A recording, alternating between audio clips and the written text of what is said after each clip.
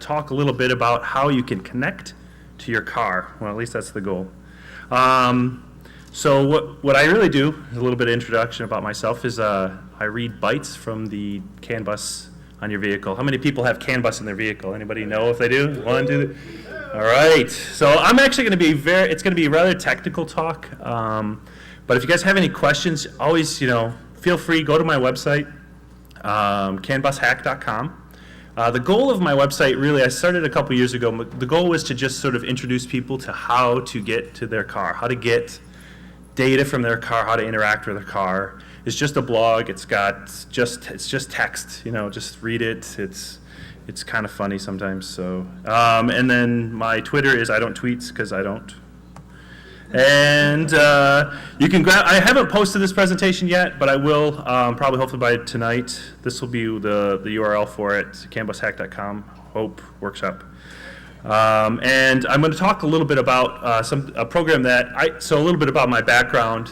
I worked with a company for about 5 years that was called Intrepid Control Systems.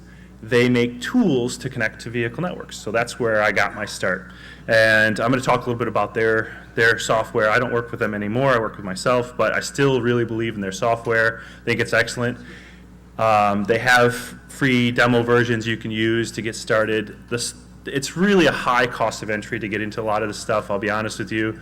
But I think there's ways to get around that. There's ways to you can find a way to get into it just to start hacking on your own car as well. So a little introduction. This is a little overview of what I'm going to talk about. I'm going to talk about how to connect to the vehicle, what's in the car, a little demo of Vehicle Spy itself, and looking at the communications, more not the software, but the communications, what they look like. Some of the physical layers of the vehicle, such as J1850, so going back a little bit, some people still have J1850 on their car. LIN, I might talk a little bit about LIN, but definitely talking about CanBus, the different flavors of CanBus and the devices that you use to connect to it, about the physical layer, the frame. I had a demo, but I didn't bring it with me, so I apologize. Understanding the data, the diagnostics versus normal messages, which is really important once we get into it. A little demo, hopefully, on reverse engineering if we have time. I know I'm going to have to run through these things pretty fast because I have a whole bunch of them. Diagnostic Protocols, if I can touch on it. OBD2, a lot of people know of vehicle networks as OBD2, but there's so much more that's really just scratching the surface. A little bit about some of the other diagnostic protocols, some called ISO 14229 and ISO 14230. A little bit about GM-LAN, it was GM-LAN diagnostics. Diagnostic message commands, et cetera, and then some Q&A at the end, so we'll have some time. So a little bit of history, how I started, how it all began. I started out by taking my compact PC and then putting it into my Civic. Of course, this wasn't it. So I found this, I wish. And this is really where I started. So this is my high school. In high school, a lot of us out here have been working on with these things for a while. So I put a computer in a car, but the computer didn't talk to the car, and that was really ultimately my goal. So I got onto a website. I don't know if anybody's familiar with this website. Excellent website for trying to figure out what tools to get. mp3car.com. It started a long time ago, and their goal is to merge computers and cars, stuff like that. And that's how you can really get into. If you haven't been to their website, their forums, they have a section just on diagnostics, engine controllers, and different controllers and how to connect. It's an excellent resource as well. A little bit about, this is really where it all starts. And a lot of you have seen this. Everybody who has a 1996 or newer vehicle has this in their car. This is the DLC or OBD2 connector or ALDL. There's a lot of names that it goes by. But every car sold in the United States, and a lot of European cars as well, have this connector on it. You can find it underneath the dash. Just duck your head underneath where your steering wheel is and look for this car. Sometimes there's a port for it. And this is the OBD2 connector, and it's designed primarily to be an interface for scan tools. So when take your car to get serviced or whatever, the diagnostic, whoever's performing the diagnostics nowadays, all these controllers on there, they'll just plug this thing in, but it's so much more now. They use this also. The engineers who are developing the car use this connector as well. So a lot of the diagnostic data is there, but almost inevitably there's a lot more information besides the diagnostic So go to this connector, find it, and that's where you're going to start. What you will notice is that not all of the pins are populated. So there's 16 pins on the connector. It's a standard connector, but not all are populated. So this actually gives you a lot of information about what networks are on your car. So if you see that pin 2 is populated, and you'll know that you have, if you look over here, pin 2 is the J1850 pin. You know you have J1850 on there, so you know you need a tool with J1850. If you see pins 6 and 14 are there, you know you have high-speed CanBus. So you know you can get a CanBus tool and plug it in, and it's high-speed CAN. Now there are other pins which are called discretionary pins, like pin 1 or pin 3 and 11 or something like that. These are all discretionary pins, so the OEMs can put whatever they want on these pins. The GM puts on pin 1, they put their single-wire CAN on pin 1. So they can do whatever they want with these discretionary pins. They can put, another power output. They can put, vehicle speed sense, like a pulse or something like that. They can do whatever they want. You can also get this pinout from pinouts.ru, a very good resource for pinouts if you've ever been going around. So this is the most important part. But given that you may have more networks on your car than what's on this connector. This connector is for diagnostics, and some manufacturers decide that certain networks don't need to be put out here. And the reason is, there's a couple reasons. One is they don't want people like us to connect to the network. They want to make it difficult, a little bit more difficult. But mainly the reason is there's no tool that needs to connect to it, so why route the wire all the way to here? There's just no reason for it. So they don't waste the time, they don't spend the time, they don't move on. So you may have to go to other websites to try to find, body control modules, where your body control module is located on your car, and find the body networks, because typically there are 2 networks on your car, and if you have a newer car, and the body controller has almost all of them on there. So try to find the body controller. So a little bit about what is in the car, like a little bit about how the CanBus and why the CanBus really exists. So you may find that the air conditioner module and the seat position module and the transmission engine controller are all connected via CanBus. So you have all of these systems connected, and they're all controllers, so they have a lot of I/O connected and actually actuating the engine, the timing on the engine, the transmission, and when it shifts. All of these controllers are taken care of, and they're all connected to a single network, and it's typically the CanBus. And the reason why they use the CanBus is because it's not very fast, but relatively fast compared to other technologies that are out there today. They are moving away a little bit for engine control systems from CanBus because they are coming up with a bit faster, newer systems. But CanBus is very much prevalent in cars today, and I think it's going to be there for a long time just because of its nature. And I'll talk a little bit more about why that is a little bit later. So I'm going to show you a little bit of what CanBus might look like. So I'll bring up Vehicle Spy here. So this is Vehicle Spy. This is a software that I use pretty much on a daily basis. And just to give you an idea, it's a lot of us probably use like Wireshark, and this is sort of a similar concept. It shows the actual raw information on the bus, and I'll show you actually in more of a decimal view. Hex. So if we look at this, we can see like this is actually a reflash event that occurred on my vehicle. I reflashed the transmission controller, or no, this is the fuel control module. So we can see, even when we're looking at this data, we can see that we have a frame. This is what a frame is. It's an identifier and then 8 bytes of data. That's CanBus. Identifier, up to 8 bytes of data. Could be less, could be more, but that's it. Really short, succinct messages that go out. So it's, if we compare this to like Ethernet or anything like that, these messages are very simple, very concise. And the idea is we're trying to have like very short messages that live very quickly, but there's a lot of data, enough data contained inside of these messages so that it can do whatever it needs to do. Like, okay, the temperature of the engine is this. Boom, done. Just 2 bytes of data, 1 byte of data. That's all you need. There. Now everybody on the network has that information. We can move on to the next thing. This is again a reflash event, so you're going to see a lot more data here. But you see, very simple to use, very easy to understand, not super complicated. But there's a lot of different formats of these messages as well. If you look at the data, it actually can go by pretty of course. Fail. Yeah, you know that's going to happen. Well, anyway, I was going to show you it going by a little bit and making it run fast, but of course it's going to fail. So let's see. It's again CanBus communications, originally designed, more to decrease the wiring size. Imagine that you wanted to share the engine speed with other controllers. You have this radio, and a lot of people have this feature on their car. You're driving down the road, the radio the volume increases as you're driving. It's maybe your vehicle speed or something like that. And these are the types of features that they added, and before they had vehicle networks, it was really cumbersome because they run a vehicle speed sense to every controller, the radio, the engine, all these different things had to know what the vehicle speed was. Well, they took that concept, obviously, and they put it on a CanBus and said, hey, we're going to distribute this data now across that. Now we can use that information, and we can record vehicle speed now. For whatever reason we want vehicle speed, we can have it now. But, of course, there's two ways to get that data, and I'll talk a little bit about those later. So let's talk a little bit about the physical layers themselves. There's the old and the new. So there's J1850. I know this is more of I talk a little bit about CanBus hack, but J1850 is really where it all began, at least in the US.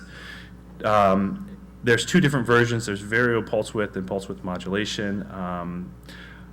There's LIN. We have this as a newer network, ISO 9141. There's CAN. We'll talk about different flavors. A newer type of serial data network is the MOST, or media-oriented serial transfer. That's really used for media, as you can imagine. Kind of an ironic name if it weren't used for media. FlexRay, which is a much faster, and when I say faster, it's really only up to like 5 meg per second. But it's still a lot faster for vehicle data. They're starting to use that in some of the more European vehicles, Audi, BMW. And then there's Bean, which is Toyota still uses that old archaic network. J250 has 2-wire differential signal. It's on pins 2 and 10.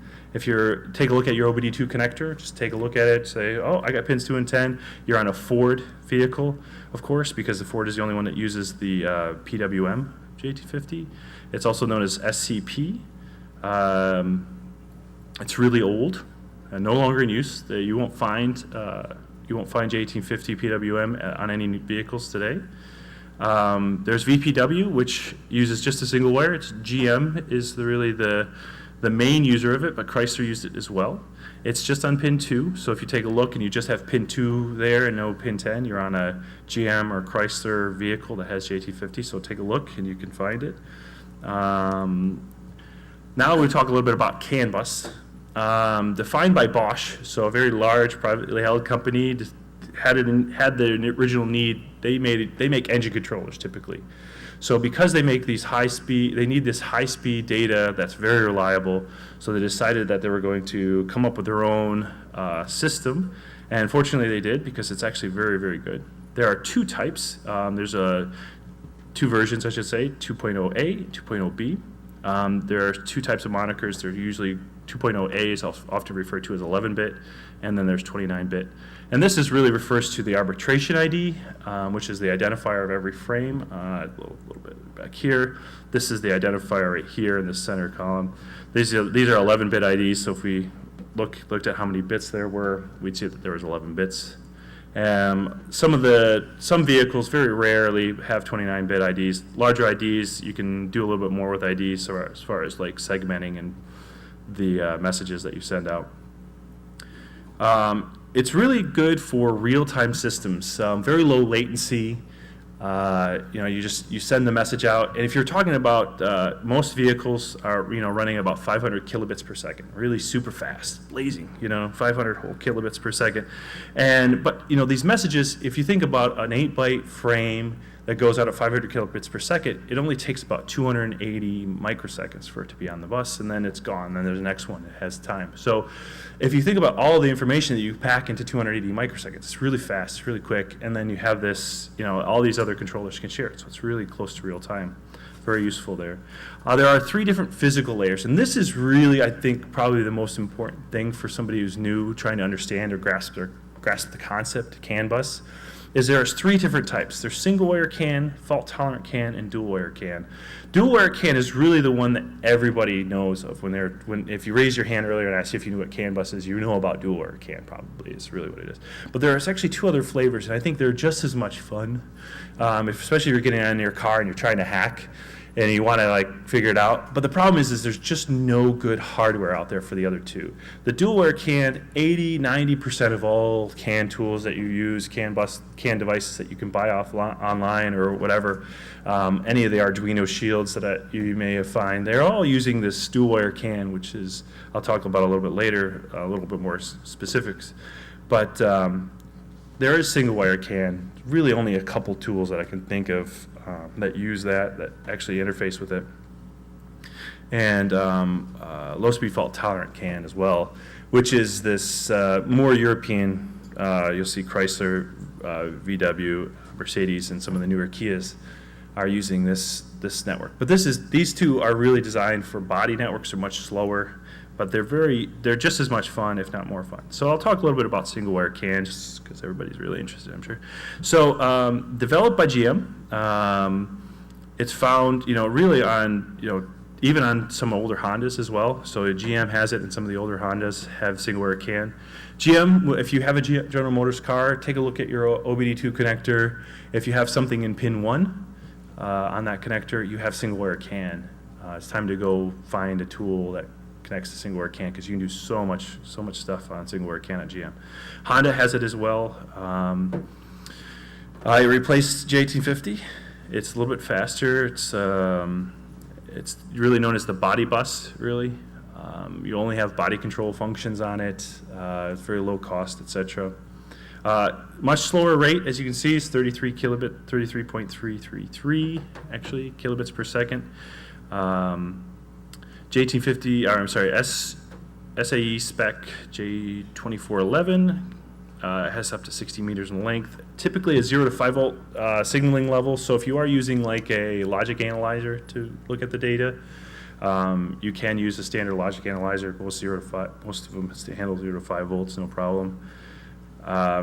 Does have a high voltage mode, pretty quick. So any logic analyzer wouldn't hurt it. And very much the most fun network that you can hack, really, because there's just so much information on there and so much control over your car on that one. Fault tolerant, ISO spec 11898-3. Body network again.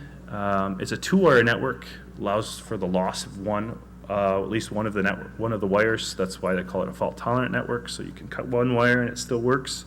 This is really good if you're trying to figure out how to hack a car and you just need to find 1 wire instead of 2 if you want to hack it from the outside. Typical baud rates, there they are, and it's practically almost nearly never found on the OBD2 port. So this is one of those networks that if you really wanted to connect to it, you really got to go find it. You got to start digging through wiring diagrams, etc., and you can look for it on the OBD2. You won't find it on the OBD2 port, except for on the Fiat 500, which I found it there. It's a very strange place for it. Dual wire CAN, ISO 11898-2, also known as J2284. So if you wanted to look up those specs, because I know everybody loves reading specs, most prevalent version, like I mentioned before, the CanBus, it technically will support up to 1 whole megabyte per second. I know. But you'll really only find it around 500 kilobits per second. And the reason for that is, they just don't need to set it. They'll actually just add another CAN network if they need more bandwidth. They figure it's easier. And then 1 megabit, they really have tested a little bit on some vehicles and extra capacitance. And then, of course, anytime you're talking about speed, you have that distance trade-off. So they want to make the CAN bus longer. Well, they can't make it as long the faster they make it. So you have a little bit. It is a differential. So if you're hooking up like an oscilloscope or something like that, you can switch it to a differential mode. It does shield against EMI, just like your fun Ethernet. Found on pins 6 and 14. So that's where you're going to look when you look at your OBD2 connector. You're going to look for 6 and 14, and that's going to be where your high-speed CAN network is. There may also be another one on 3 and 11, so look there as well. Ford has started to use that on 3 and 11, so you can look, you can take, and it's the same physical layer as you'll find on 6 and 14, so the same tool that you use to connect to 6 and 14, you can move over to 3 and 11. It'll work. They may be different baud rates, so you have to play around a little bit, but it will definitely work. Really just typically a powertrain applications typically, so that's what you're going to find there as well. So a little bit about that. So some of the devices that you could use, I have an old one, but here it is, my old Arduino Shield from SK Pang. The new one's a SparkFun one. Actually, I have a picture of it a little bit later, a few slides later.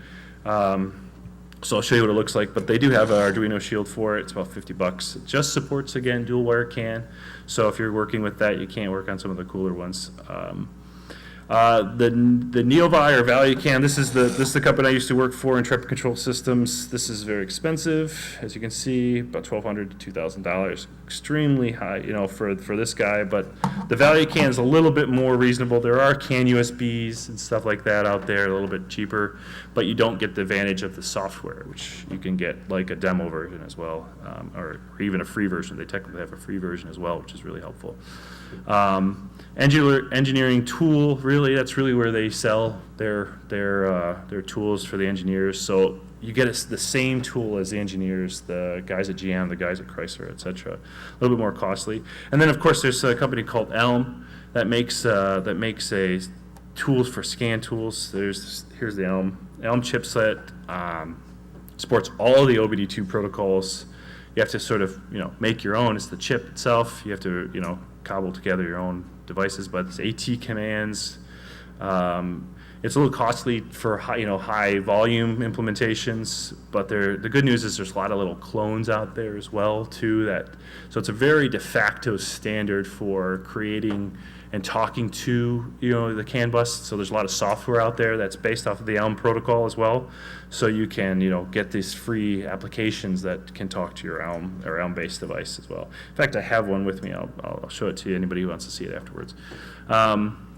So a little bit about the physical layer itself, because we're all a bunch of geeks, so we love physical layer. It's twisted pair similar to Ethernet. It does, and this is probably if you're going to go home and you want to make your own CanBus network, because that's I'm sure everybody's going to do after this is going to make their own CanBus network. You will have to make sure that the most important thing you can do is put a 120 ohm resistor between CAN high and low on either end of your CanBus. So if you make a long string. This is the number one thing that I hear about from everybody who talks to me is like, I cooked it all up, it's perfect. I have my own CanBus on my desk, and of course, they didn't put the resistors there, and then nothing will work because, you made it two antennas. Now they're just two big antennas if you don't put the resistors on there. So you got to put them there. Now you have a bus. Differential signal can have up to 2 to 30 nodes. And it's just wires, just two copper wires. Just run, twist them if you want to. Don't twist them if you don't want to. It's up to you. Remember, the length is really the baud rate versus length problem. So you have to have a little trade-off. So don't make it too long. But if it's 10 meters, it's not going to be a problem for even the fastest CanBus that you can set it to. So it's pretty simple. A little bit about the data frame itself. Actually, I think I have a little bit better view here. So the middle one is obviously an oscilloscope view of CAN frame. You'll notice it's not like just byte. Here's one byte, here's another byte, just all stacked next to each other. It's actually really well engineered to support all of the requirements for CanBus. It has to be fast, reliable, and all nodes must be able to read the data as well. So you'll look here and we have a starter frame, we've got an arbitration field, got a control field that tells us the data length, etc. We have the data bytes are all sitting there. It's got a CRC. It's pretty good, robust CRC, 15 bits. Considering the size of the amount of data that you can put in it, 15 bits is significant. An ACK field, and the end of frame. So it's really simple, easy to understand. Not a lot, not very convoluted. You just have a few things that you need to learn. Once you've learned them, you're in good shape as far as trying to figure out that. So again, I told you I'm going to talk a little bit about that Arduino Shield. You can get it at SparkFun. Again, don't forget those resistors if you're going to make your own network. The good news is if you connect to a vehicle, they're already there. You don't have to worry about it. It's a fully functional CanBus, so it's not too bad. That's the Neovi that I was showing you a little bit earlier. It does have an OBD2 cable. You just connect right to the OBD2 port. Diagnostics versus normal messages. So when I talk to a lot of my my customers that I work with on a daily basis, they really, this is the thing that I have to educate more people on than anything, is the difference between the diagnostic information that you can get from the vehicle versus what's called normal messages, which is the information that just flows from controller to controller to controller. You don't have to do anything. It's just a stream of data. Now, with diagnostics, it's a strict protocol. And what's interesting about it is it's strict to the particular OEM typically. So GM will have their diagnostic protocol, Chrysler will have theirs. They're all really based upon the same thing. It's like a think about it as Latin based. You know, there's this one unifying document that was created first, and then everybody just spawned their own diagnostic protocol based off of that. So they're all really similar. Once you learn one, to learn the other is very, very simple. But it's very strict. The arbitration ID means this. The first data byte means this. The second data byte means this. So that's a very strict protocol. And it's, if you go to a 2000 Chrysler to a 2012 Chrysler, that protocol's the same. It hasn't changed. And you can go even maybe a couple years before that, and it hasn't changed. It's always the same. It's used by the scan tools, right? So they have this. The OEMs make their own. Each OEM has their own scan tool that's for that OEM. It's an OEM-specific scan tool. All the dealerships have one, and anybody who wants to work on a car that has the money has one as well. So because of that, they don't want to change the software that often. So they keep very strict protocols, very tight, and they don't change things much unless they need to change. Like obviously, there's going to be something different on a hybrid vehicle that you don't need to get on a regular, non-hybrid. So, they might add things for that, but other than that, everything is really backwards compatible as best as they can. So once you learn one thing on one vehicle, it probably is the same like on the other vehicles. There's not much difference. So there's a command and response as well. So what that means is the scan tool sends out a message to the car, and then the car responds back. It's that simple. And every message that has diagnostics, it always works in that same flow. The scan tool requests information, the car responds. Scan tool request response. So, we can ask for, what's this data value? What's this data value? What's this data value? What is it? And then it responds. And if you know the scaling, because there's a lot of, as it returns back, it's just an hexadecimal. So if you're talking engine speed or something like that, you have to rescale it. If you know the scaling of that, you can do it yourself from your own tools. I can mimic the scan tool and exactly what it's doing. Whereas if we take that in contrast with what normal messages are, normal messages really are just these messages that are just being sent. The engine speed is going to be sent, the throttle position, the temperature, maybe torque requests, things like that, from one controller, and it's broadcasted out to the other controllers. But the only reason why I'd ever have to broadcast it out is because somebody else is listening. So if you think about it, like why would the engine, it's hard to, not everybody's going to think about it this way, but why would the engine need to share information about its mass airflow? Right? So because it doesn't need to share that information, it's not going to send it out. So the only way to get it is through diagnostic requests using a scan tool or something like that. So if there's something that you wanted, like mass airflow or some sort of parameter that really only needs to be stuck inside of one controller, it handles it itself internally. Nobody needs to have that information. It's going to be only accessible through diagnostic messages if you're lucky. Most of the time it is, but it's only going to be there. So when you plug a tool in like this Neovi or this either one of these devices, you plug them in, you're going to get this stream of data that's going to come across. These are normal messages. You're going to get that information, but the only thing that's in there is going to be information that needs to be shared amongst controllers. What that also means is as the vehicles change and as information that needs to be shared changes, that information changes. So it's not going to be consistent throughout the years. In fact, probably every 2 to 3 years, you're going to find that it's going to be completely different. So normal messages also have things like, but this is really where the fun is, the normal messages, because that's really where the controls are. So that's like your unlock and your lock So if you have a key fob or something like that, your lock or unlock, that's really where you're going to find that particular information, is through normal messages. You may be able to find it through diagnostic information, but it's really rare that some fun things like that, lock and unlock, are going to be there.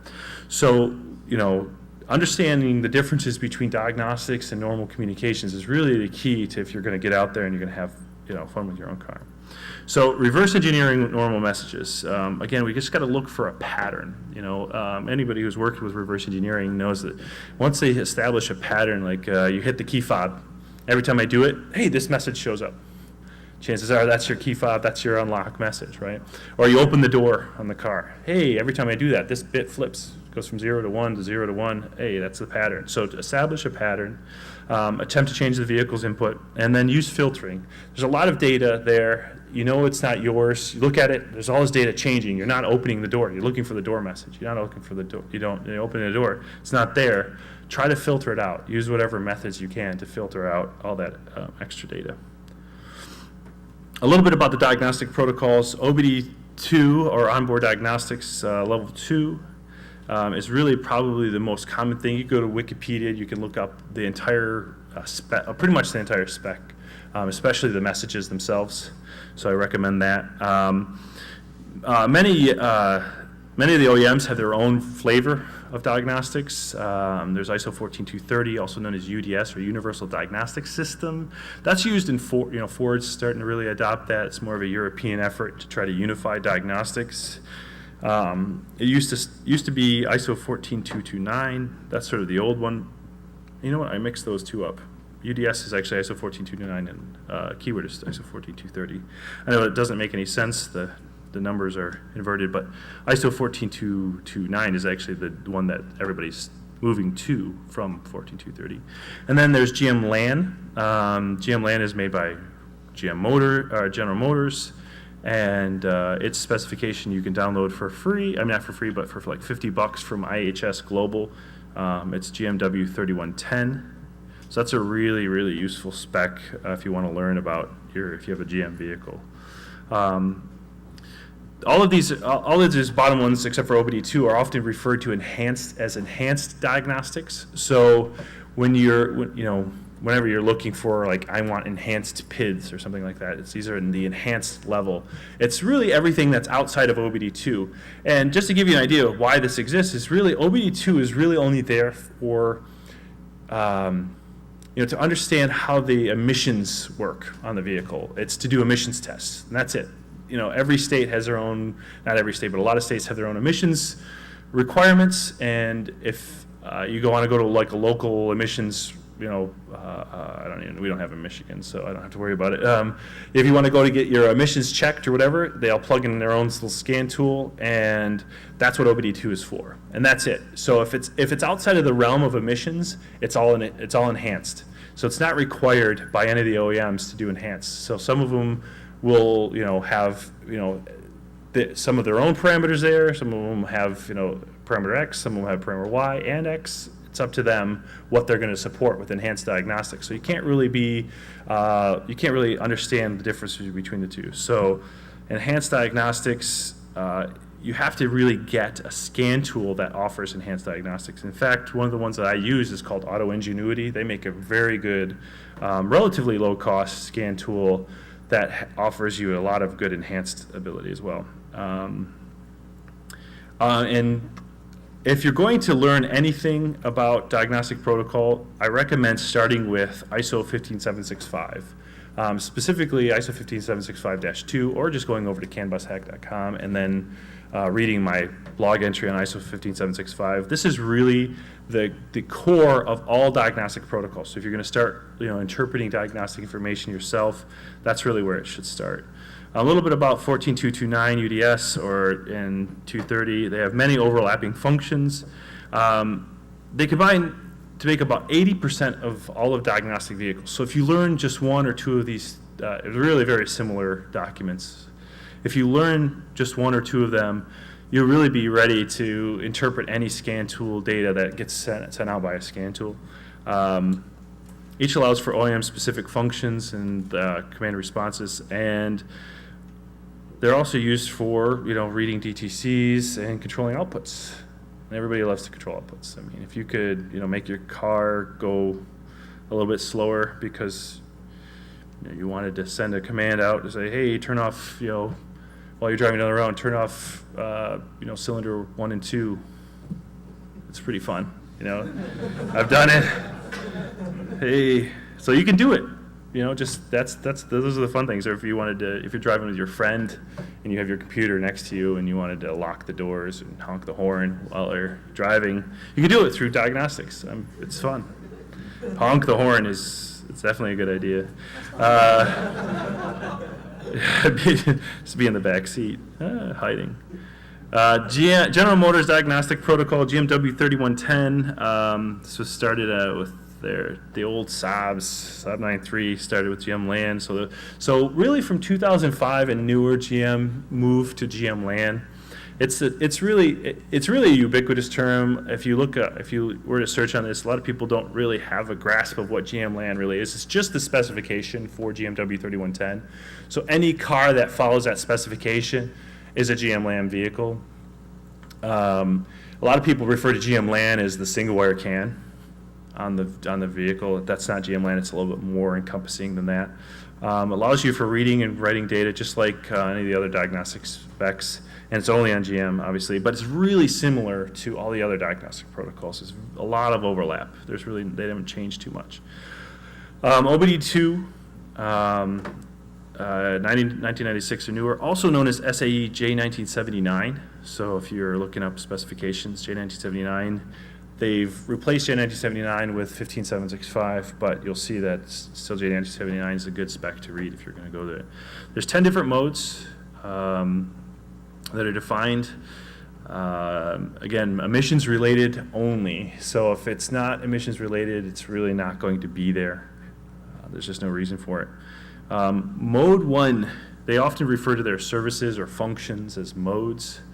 So mode 1 is how you can read data by parameter ID or a PID. And this is probably the term that a lot of people are looking for, these PIDs, these parameter IDs. It's just a single ID that defines, engine speed, vehicle speed, maybe engine coolant temperature, etc. Again, you can go to Wikipedia and you can look up every single one of the PIDs and what they do and a little bit of how they're interpreted as the responses comes back. And really represents a very small fraction of all the diagnostics that exist on the vehicle network. But it's a good place to start. It really is. It's once you get just get your feet wet with OBD2, because there's so many tools. For like $100, you can go, even cheaper than that, you can go to like AutoZone or something like, buy a scan tool, and really simple, just plug it in and it'll just send diagnostic information. Now you don't have to plug it into your car. You can plug it into your, your Arduino and see what it's doing.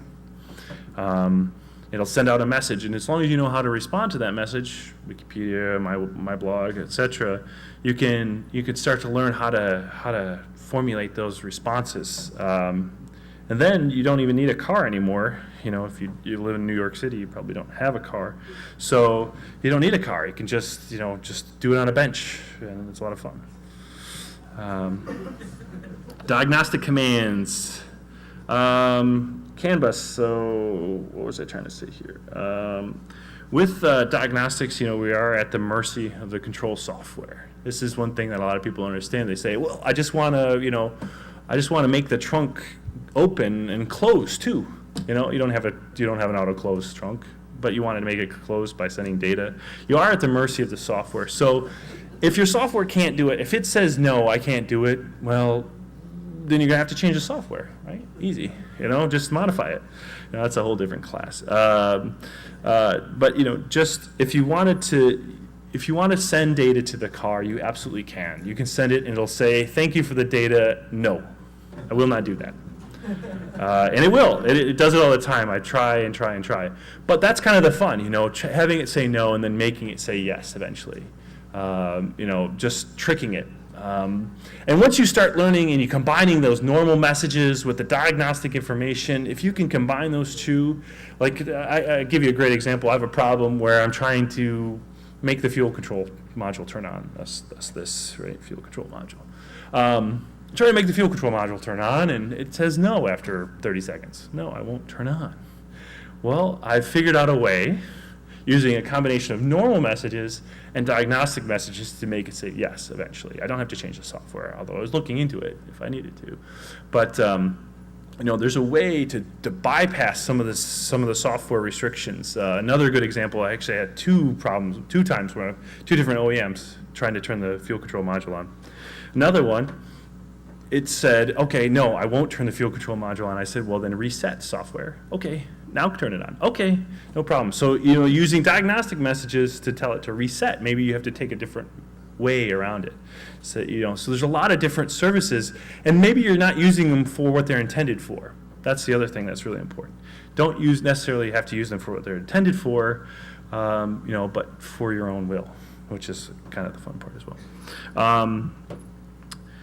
So the commands that we use, so you can do things like locking, unlocking the doors. Engine idle speed is a really common one. Remember, all of these are diagnostics. So really, when I think about it, okay, what would the diagnostic technician need to do to solve a problem on this vehicle? Well, then we can probably do it ourselves. So we can send our own commands. There's always a sequence, an order to them. Again, command response, sometimes it's a sequence of them. You have to set it up, say, okay, I want to start diagnostics now. And now that I've started diagnostics, now I want to do this. I want to do that. And that's probably all. Okay, and then normal messages. These are, again, we're going back to, these are the messages between them, between two controllers. So they're typically a little bit harder to find these commands, as you can imagine. There's no format. You can't just tell a scan tool that, hey, send this command. You have to look for it. You have to actually, press the key fob, open the door, open the trunk, drive the car down the road if you need to find vehicle speed or something like that. So this is data that's just normally going out there. And the problem with CanBus is, if you have a controller that's sending that message, but you want to send it instead, well, that controller is not going to stop sending that message just because you want to send it.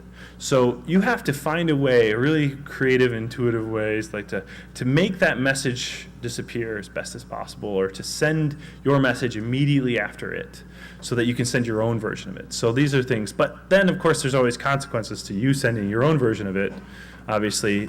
So you have to be aware that if you're driving down the road and you turn off, like the traction control or something like that, it's gone. It's gone for a while, and you have to learn how to then send diagnostic commands to clear any information that you may have caused. Like, I still have that airbag light on my car. I got to get rid of that. So, it happens. I don't know if my airbags work. We'll find out. So you have to be aware that with when you're working with these messages, you still have all these physical layer constraints that you have to deal with. The CanBus message is going out from the other controller, so if you need to send your version of it, you have to find a way to shut it up. Now, you could physically pull a module. Obviously, that's not a good idea in a lot of cases, especially the engine controller, because it just won't drive. But you could pull like fuses, or there are other diagnostic commands to make it work, but you really have to get in there and pull up your sleeves a little bit to figure out how to disable some of these other normal communications. But in the case of some communications, they only happen one time. They're events, the unlock commands or something like that. You can send your version of unlock, and then the car unlocks. It's great. Or send the lock, and the car locks. So it's pretty fun. Let's see. Security systems. So a lot of people if they're going to get into the car, they're going to want to know a little bit more about the security in them. So the OEMs were smart, and they said, hey, listen, what if somebody else wanted to change the firmware on this? Would that be a bad thing or a good thing? So that's a bad thing. So let's secure it. Or what if somebody else wanted to change this parameter here or that parameter there, or put a new key, like, hey, I've got this key, but I need to learn a new key to my car so I can start it. We should probably protect that information a little bit and make it a little bit harder for them. So what they did, what almost every OEM does this, they secure it using something called Mode 27 or Service 27. And how it works is you request a seed from the car. You say, hey, give me a seed. Actually, I probably even have one here. Could even look for it if I was so inclined. 27. There it is. So, hey, give me a seed, 022701. Give me a seed. And then it says, okay, here's your seed, 6701 1983. That's it, 1983. So we take this 1983, we apply it to some algorithm that I know of. It's just a standard hash algorithm of some sort. And then later down, actually, that's the 01. I got to find the other 27. Find it. There's it. Okay, there's the response. So it says, okay, here's your key. So it's 8885 CF or whatever. So standard. Hey, here's the hashed response to that seed. Now it says, okay, I agree. We both calculated the same value, so it is now unlocked. Good news is it's unlocked. Now I don't have to know the algorithm. Some other tool knew the algorithm. Now it's open. I can do whatever I want now. Right? It's open. I can change those parameters that it didn't let me change before. I can reflash the module. Heck, that's what I'm doing right now, right? This is the whole reflash. I'm letting another tool to do it, but it actually unlocked the controller for me. What's really interesting is GM, they don't have a very dynamic seed key, so it only ever sends the single seed. So I know now how to unlock this car. 85 CF. I'm not going to tell you which car is mine out there, but it's there, and you can now unlock this controller. And now, what can I really do? I mean, I can reflash it. I can delete the firmware for sure. Real easy. It doesn't brick the module. It's usually bootloaders are really good. You can still communicate with it, but it's really sucked to wake up and your engine controller doesn't have software in it. So it's possible. It's possible, you never know. So you can unlock these controllers. Either another controller can do that or you can. So, you can crack, if you crack it, it could be profitable. I've heard of people paying good money for that. So, the security systems are pretty basic. You unlock it. And sometimes there's a dual security system. I've definitely seen that before. You want to write your own odometer to the car. I don't know why anybody would want to do that. Just to increase your miles, make it look like you're getting good gas mileage. I know.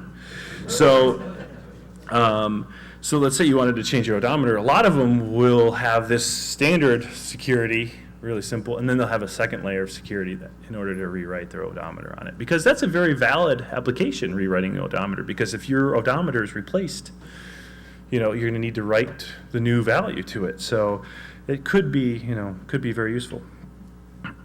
So, and that brings us to Q&A. So we have about 10 minutes, so I have time for Q&A. They said there's mics up there, so if anybody has any questions, you can turn the lights up a little bit. I think be time to do it, and we have some questions. Go ahead. Thanks.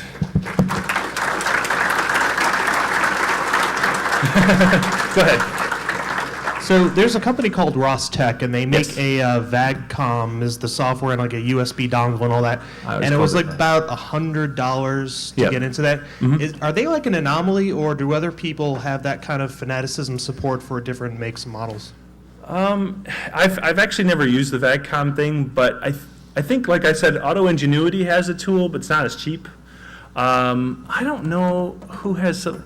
There's like Elm tools you can buy, things like that. I don't really know. To be honest, I think they're it. I've heard of it, but I don't know. But it's just for Volkswagen. Just VW and Audi. Yeah, VW. Yeah, it's VAG. VAGs. VAGs. That's true. Just wanted to ask you, what does the arbitration on the bus? How does each module know? Arbitration. Hey, I'm ready to talk. I mean, okay. So let's use my hands. Okay. We have two controllers. So this is a typical, everybody who works with serial data networks understands a little bit about this, but you have two controllers. The bus is free. Both controllers can talk at the same time. They both start talking. Clearly a collision is going to happen. In the case of Ethernet, it detects the collision, starts, resets, right? Everybody knows that. But with Ethernet, with CanBus, only one of them will stop. So both nodes will start sending a start of frame. They'll go, and then they'll start with their arbitration ID, right? And then, but one of them will go high with an arbitration ID, and one of them will go low. Well, low wins, right? Because it's a lower number. Essentially, that's how it works. So low wins, and as you're transmitting, you're also listening at the same time. So you realize, hey, the bus went low, but I didn't want it to go low. that's not good. That means I'm being arbitrated out. That means somebody else is sending an arbitration frame at the same time I was. The whole time we've been in sync with each other, but now we're out of sync. I'm listening, now I go to a receiver, I back off, and then the transmitter who was transmitting has no idea that I was ever even talking on the bus, because as far as he's concerned, the wave, if you look at the wave on the bus, you would never know. So that's it. It says, okay, I'm arbitrated out, move on to the next one. And the idea is the idea of the module, or? The idea is really just the concept, right? The idea really means, all right, this is the data that's stored here. You know what I mean? This is ID 111 means every time 111 comes out, I have this data in this frame, in this format.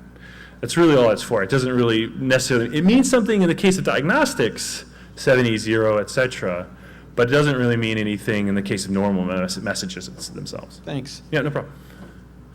I've been messing around with a little bit of some like Ford software, the Ford IDS. IDS, yes. Do you have a knockoff can? Yes, I do. And a Chinese one? Yeah, it's a bit of a monster. I had to open it up and fix a few things, but you get what you pay for, and that's fine. I don't want to fix exactly. it. Now, the software though that comes with it seems to be so bad.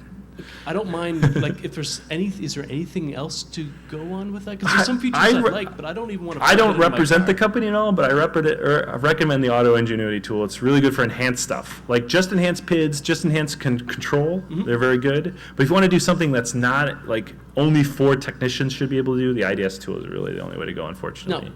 What happens, like, the next layer underneath it? Like, I haven't been willing to plug it in my car because it scares me, just trying to, like, it crashes, does lots of other things. I'm just looking at this and it's like, okay. It'll be fine. It'll be fine. It really would plug it in. I mean, it won't work. It won't hurt any. Chances are it won't hurt anything. It won't be fine. Well, I got bumper to bumper electronic warranty, and I'm not here talking about this. I would never. Yeah, I don't know what you're talking about. I didn't plug in was that a knockoff? I don't remember. No, it was a real technician did it. But in my house. Oh my goodness.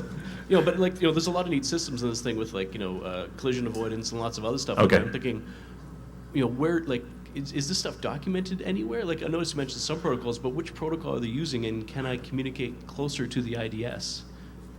If you want to simulate a car, you're going to need to learn 14229. Okay. I mean, or 14230, depending on which car you have, because Ford did transition away from 14230.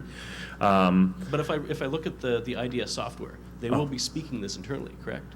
Not internal. It'll talk to the controller. I don't know how much is handled on the hardware itself and versus the software. Okay. To be honest, I don't know what the interaction is. But I just know what's output from the controller, and it's. Okay, so it's an unknown thing. So essentially, it's like 3 points got a point, but no one knows yet. I don't. Yeah, unfortunately, I don't know. No, that's. I mean, if no one knows, then I'll take a look and see what I can Good do. luck. Yeah. Cool, hey, thanks. Yep, no problem. Have you messed around with motorcycles at all? I used to work with Harley a little bit, but they just were starting to get into CanBus at the time. So both Ducati and BMW use similar stuff, and actually, some guy did a thesis on his thesis for school on reverse engineering the whole Ducati thing. So I saw a Ducati board where they were talking about that, but I never really read the whole thing. It's called Ducati Diag. It's really interesting, and you can do all kinds of stuff like redo the fuel maps and that's a huge business. Stuff, redoing fuel maps. Clearly, anybody who's a tuner knows about redoing it, but that's really not. That's a really high level application of it. Yeah. I have 2 minutes. Okay. Yeah. Thanks. Yeah, no problem. Ducati. You got a Ducati? Yeah. With the transition towards EPS or electronic power steering, is that going to be put on these buses as well? No. So you won't be able to. But you'll be able to hack them nonetheless, obviously. But no, they won't put them on the buses. But the controllers are there, so the software's there. Yep. Right. Okay. There are private CAN buses as well between two controllers. Like a lot of ABS controllers, engine controllers will have their own private CAN network. You have to tap into those, so they have some physical security that you have to augment. Which is good, actually. That sort of gap is good. However, the controllers, there's still controllers that are on the CAN-bus. So if we find a way to modify software clearly, and we can reflash it over the CAN-bus, I mean, we have a potential for, steering into, school children, which isn't good. I mean, it's bad. Don't do that. I have kids, so don't know. Yeah, but fortunately, they're a little bit smart, and they think, well, we'll set it aside, and they won't do it, and that's good. But the software, although they're getting better with securing software, to be honest with you, so that's good. Thanks. Yep. Do you recommend any particular can stack? Like as far as can stacks for diagnostics or can stacks for just general like I'm going to make my own controller. I want to throw a can stack like I got a Motortron and I want to throw my own can stack. Yeah, I did some work many years ago with Yeah. CanBus and a can stack and embedded applications. Well, I've used a handful of them only by proxy really through some of the other control guys, and so I can't really recommend anybody good. They're just really expensive. That's all I know. Yeah, they are. Yeah, Bad. $100,000 here.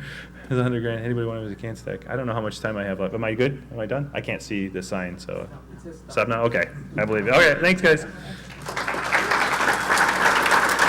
Go to CanBus. CanBus Hack.